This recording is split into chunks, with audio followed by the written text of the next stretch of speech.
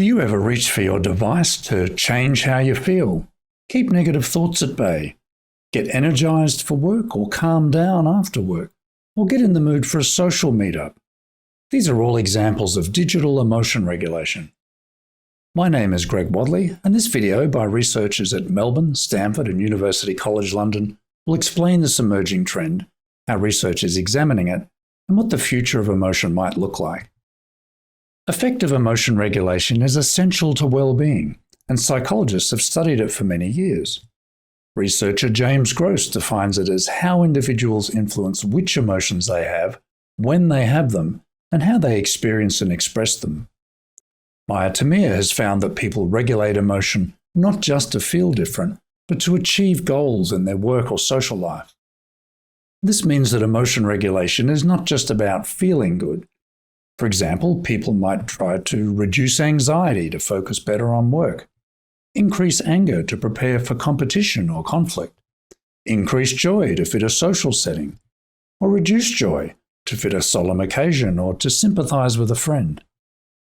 Studies conducted last century catalogued hundreds of strategies that people use to regulate emotion, such as meditation and reappraisal and having a drink with friends, going shopping or watching television. But as our lives become more mediated, our feelings are increasingly driven by events in digital realms. Recent studies have found that people are using digital tools as resources for regulating emotions. We think there are several factors driving this. One is that digitization makes traditional resources more easily available. For example, people have always used emotionally impactful media for mood regulation. In the past, many media could only be accessed at specific times and places, but now an enormous selection of impactful content is available anywhere. Likewise, people have always used social interaction to regulate emotion, but now this is available anytime via devices. People reach out for social support, to get help reappraising a situation, or to intensify or dissipate emotions by sharing them. As technology companies compete for our attention, they've become increasingly skilled at designing for user experience. This means that regardless of their context, users can increasingly turn to the digital when they want to feel a certain way.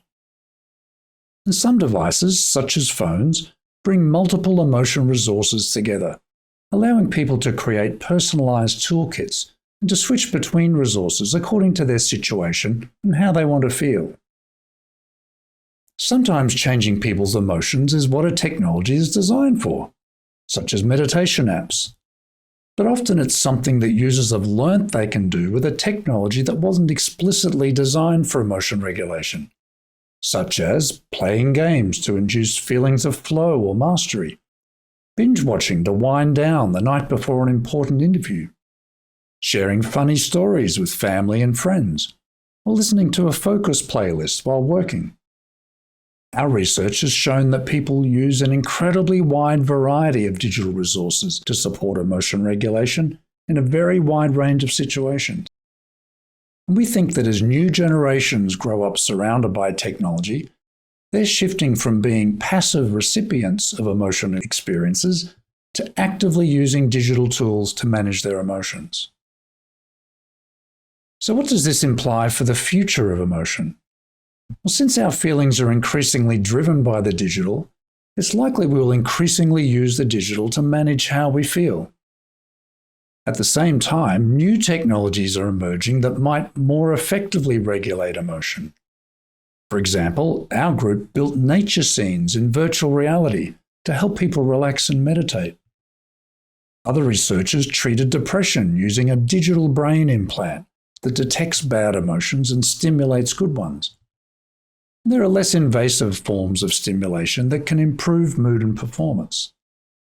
We think, given these trends, it's a good idea to start thinking about digital emotion regulation now, and start asking questions such as, will new developments bring benefits? Or are there risks? Will people do more emotion regulation or do it more effectively? And how might this shape society? Thanks for watching. If you'd like more information or to read our publications or get in touch, please go to our website. The address is on the screen, or just Google digital emotion regulation.